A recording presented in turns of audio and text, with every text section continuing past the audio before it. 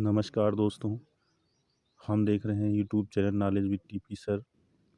UP PGT Hindi में खंड का इतिहास एवं साहित्य के बारे में हम पढ़ रहे थे, जिसमें पहला चैप्टर हम पढ़ रहे थे हिंदी साहित्य का उद्भव एवं विकास। इसी का आज पहला प्रैक्टिस सेट हल करने जा रहे हैं हम, जिसका पहला प्रश्न है, निम्न भाषाओं के कालक्रम के अनुसार कौन सा सही है। पहला विकल्प है संस्कृत, पाली, प्राकृत, अपभ्रंश। पाली, संस्कृत, अपभ्रंश, प्राकृत, अपभ्रंश, पाली, प्राकृत, संस्कृत, संस्कृत, पाली, प्राकृत, संस्कृत। तो सही विकल्प इसका होगा संस्कृत, पाली, प्राकृत, अपभ्रंश। अगला प्रश्न है, दक्षिण भारत की भाषाएं किस परिवार की हैं। द्रविड़ परिवार, आर्य परिवार, एक और दो, दोनों, इनमें से कोई नहीं। तो सही विकल्प है द्रविड़ परिवार की। अगला प्रश्न है, हिंदी भाषा की उत्पत्ति हुई है वैदिक संस्कृत से, लौकिक संस्कृत से, अपभ्रंश से या फिर प्राकृत से। तो सही विकल्प है अपभ्रंश से। अगला प्रश्न है, अपभ्रंश भाषा का काल इनमें से क्या है। 500 ईसा पूर्व से 500 ईस्वी पूर्व, 500 ईस्वी पूर्व से 1 ईस्वी पूर्व, 500 ईस्वी से या 1000 ईस्वी तक, 1000 ईस्वी से 1500 ईस्वी तक। यहाँ जो पूर्व लिखा है ये नहीं होगा। सही विकल्प है 500 ईस्वी से 1000 ईस्वी तक।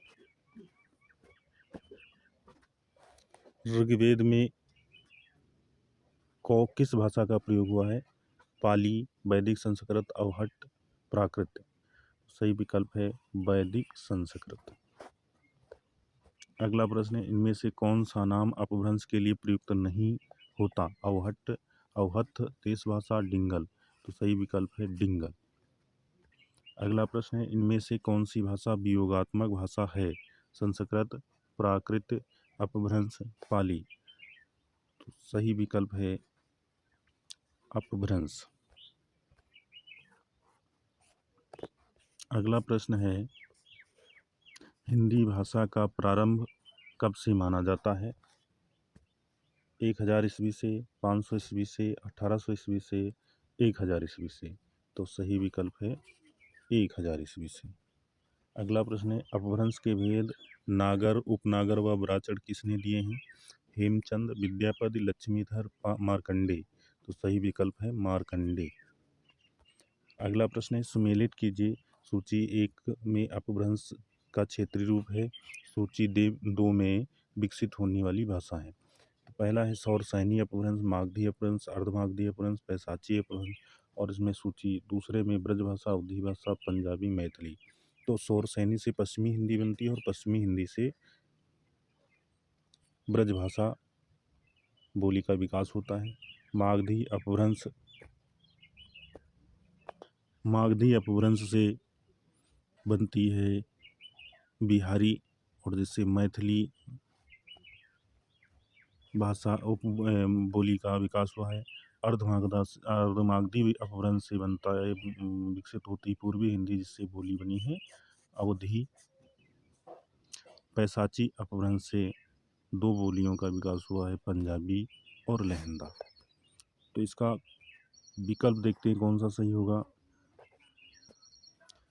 सबसे पहले ए वाले में एक कौन सा मिला है नंबर 1 पे, तो ये विकल्प नंबर 3 सही होगा। अगला प्रश्न, पाली भाषा का एक अन्य नाम है। मागधी, प्राकृत, अपभ्रंश या फिर ब्राचड़। तो सही विकल्प है मागधी। अगला प्रश्न है, अपभ्रंश के प्रथम महाकवि कौन थे। हेमचंद्र, स्वयंभू, रामचंद्र, सोनप्रभ, सूरी। तो सही विकल्प होगा स्वयंभू। अगला प्रश्न है, पूर्वी हिंदी की उत्पत्ति किस अपभ्रंश से हुई है? ब्राचड़, सौरसेनी, अर्धमागधी, मागधी। सही विकल्प है अर्धमागधी। अगला प्रश्न है अपभ्रंश काल में बोलचाल की भाषा का नाम क्या था? हिंदी, देशभाषा, अवहट्ठ, अवहत्थ। सही विकल्प है अवहट्ट। अगला प्रश्न है पाली किस धर्म की भाषा है? वैदिक धर्म, बौद्ध धर्म, जैन धर्म, सिख धर्म। तो सही विकल्प है बौद्ध धर्म। अगला प्रश्न है रामचरितमानस किस भाषा में लिखी गई है? ब्रजभाषा, भोजपुरी, अवधी, मागधी। तो रामचरितमानस अवधी भाषा में लिखी गई है। अगला प्रश्न है अपभ्रंश की उत्तरकालीन अवस्था का नाम क्या है? पाली, प्राकृत, संस्कृत, अवहट्ट। तो इसका सही विकल्प होगा अवहट्ट। अगला प्रश्न है अपभ्रंश और पुरानी हिंदी के मध्य का समय कहा जाता है?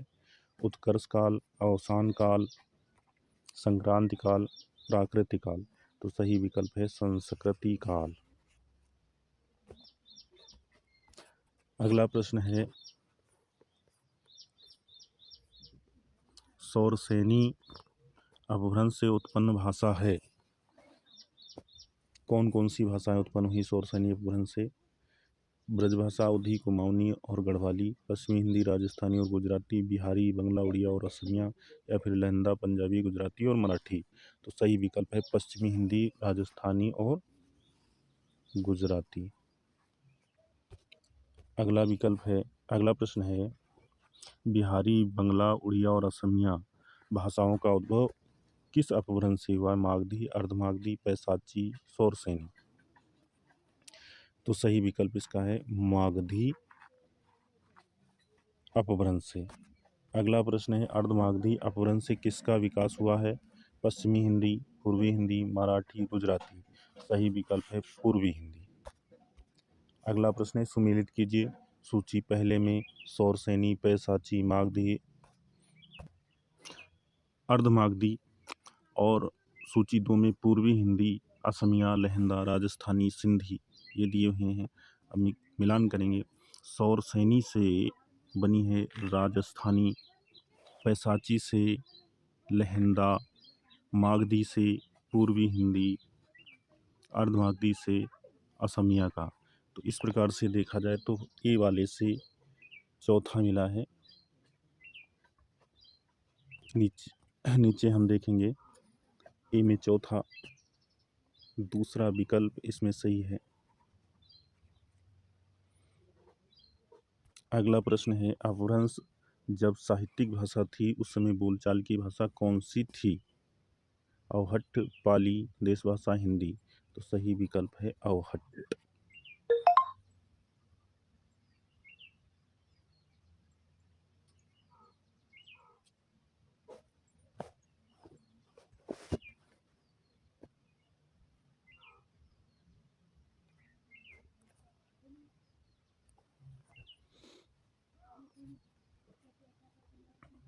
निम्न भाषाओं को उनके प्रदेश से सुमेलित कीजिए। सौरसेनी अपभ्रंश, मागधी अपभ्रंश, महाराष्ट्री अपभ्रंश, महाराष्ट्री का महाराष्ट्र से मिलान होगा, पैशाची का कश्मीर से और मागधी से बिहार और सौरसेनी अपभ्रंश से मध्य प्रदेश। तो इसका विकल्प देखते जाके हैं ए का पहला किस में मिलान किया गया है? तो विकल्प नंबर 3 इसमें सही होगा।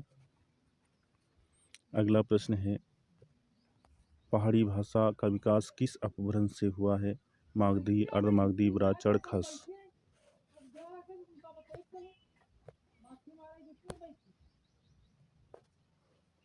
अगला प्रश्न है निम्नलिखित में से किस बोली में कृष्ण काव्य और रीतकालीन साहित्य का सृजन हुआ है? अवधी, भोजपुरी, ब्रजभाषा, कौरवी। तो सही विकल्प है ब्रजभाषा। अगला प्रश्न है राजा लक्ष्मण सिंह हिंदी के पक्षधर थे। कौन सी हिंदी के पक्षधर थे? उर्दू मिश्रित हिंदी, संस्कृत निष्ठ हिंदी, हिंदुस्तानी, ब्रजभाषा। तो सही विकल्प है संस्कृत निष्ठ हिंदी। अगला प्रश्न है हिंदी के अंतर्गत कुल कितनी बोलियां हैं? 10, 5, 17, 15। सही विकल्प यहाँ पे 17 है। अगर कहीं 18 आ जाता है तो 18 विकल्प सही होगा, क्योंकि नेपाली इसमें समाहित नहीं की गई है। अगला प्रश्न है, इनमें से कौन पश्चिमी हिंदी की बोली नहीं है?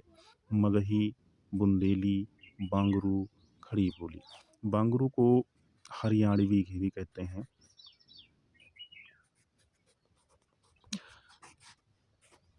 तो इसमें मगही जो भाषा है ये सम्मिलित नहीं है पश्चिमी हिंदी की।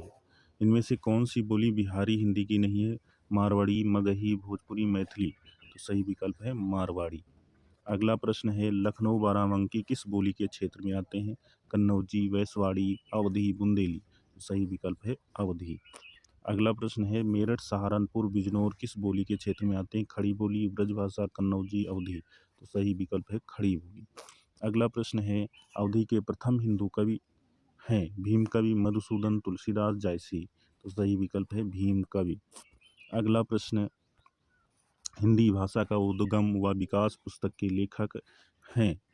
Bholanath Tiwari, Devendra Kumar Sharma, doctor Namvar Singh, doctor Uday Narayan Tiwari. तो सही विकल्प है डॉक्टर उदय नारायण तिवारी। अगला प्रश्न है, बघेली बोली का केंद्र कहाँ माना जा सकता है? रीवा, रायपुर, भोपाल, इंदौर। तो बघेली बोली का केंद्र रीवा माना जा सकता है। सही विकल्प है। अगला प्रश्न है, इनमें से ब्रजभाषा किस नगर की बोली है? मथुरा, आगरा, इटावा, हाथरस। मतलब ब्रजभाषा किस नगर की बोली नहीं है? तो मथुरा, आगरा और हाथरस में तो ब्रजभाषा बोली जाती है, लेकिन इटावा में नहीं। अगला प्रश्न है, इंदौर उज्जैन की बोली को क्या नाम दिया गया है? मारवाड़ी, मालवी, बघेली, छत्तीसगढ़ी। तो सही विकल्प है मालवी। अगला प्रश्न है, नैनीताल के आसपास बोली जाने वाली बोली का नाम क्या है? गढ़वाली, नेपाली, कुमाऊनी, लहंदा। तो नैनीताल के आसपास बोली जाने वाली बोली कुमाऊनी है। अगला प्रश्न है, वैज्ञानिक दृष्टि भाषा वैज्ञानिक दृष्टि से हिंदी के अंतर्गत कितनी उपभाषाएं व बोलियां मानी गई हैं? 2 भाषाएं 8 बोलियां, 5 उपभाषाएं 17 बोलियां, 1 उपभाषा 5 बोलियां, उपरोक्त में से कोई नहीं। तो सही विकल्प दूसरा होगा, 5 उपभाषाएं 17 बोलियां। अगर 18 बोलियां दे देगा तो 5 उपभाषाएं 18 बोलियां हो जाएंगी विकल्प में। अगर कहीं दे देता है तो वो सही होगा, क्योंकि नेपाली इसमें सम्मिलित नहीं की गई है, जो कि पहाड़ी उपभाषा की एक बोली है।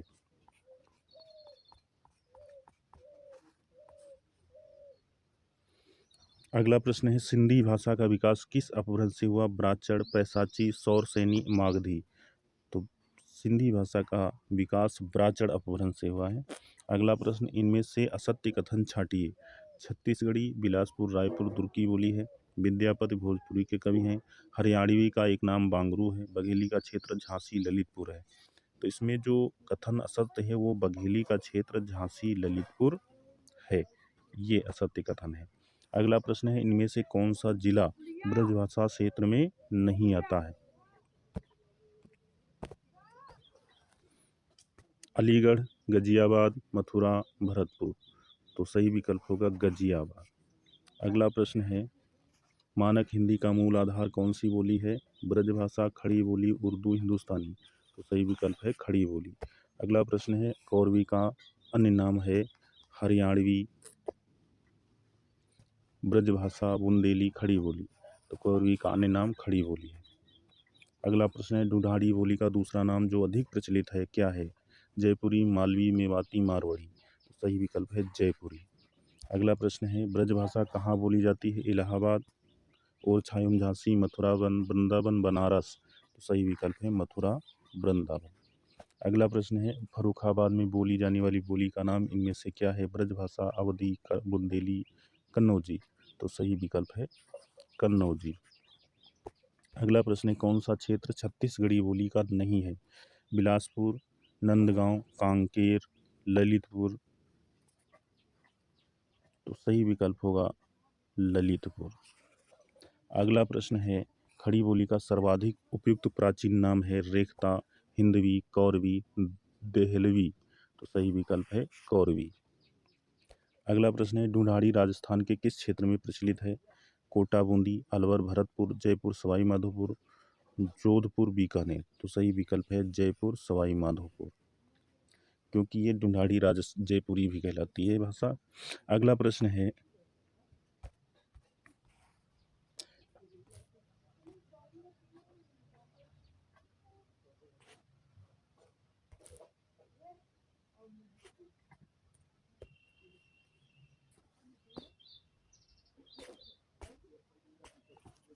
अगला प्रश्न है, पश्चिम से पूर्व की ओर जाते समय भाषाओं का सही क्रम है पंजाबी, कौरवी, अवधी, भोजपुरी, भोजपुरी, अवधी, कौरवी, पंजाबी, कौरवी, पंजाबी, अवधी, भोजपुरी, कौरवी, भोजपुरी, अवधी, पंजाबी। तो सही विकल्प है पंजाबी के बाद में कौरवी आएगी, फिर कौरवी के बाद में अवधी, फिर भोजपुरी। अगला प्रश्न है 52 मागधी अपभ्रंश से किस भाषा का विकास नहीं हुआ है? बिहारी, बंगला, असमिया, गुजराती। तो सही विकल्प है गुजराती। आज की वीडियो में इतना ही। तब तक के लिए नमस्कार। यदि आप हमारे यूट्यूब चैनल पर नए हैं तो हमारे चैनल को सब्सक्राइब एवं लाइक ज़रूर करें। धन्यवाद। और जिस प्रश्न का उत्तर पहले से आपको पता है उसका उत्तर कमेंट बॉक्स में ज़रूर दें। सहयोग के लिए धन्यवाद।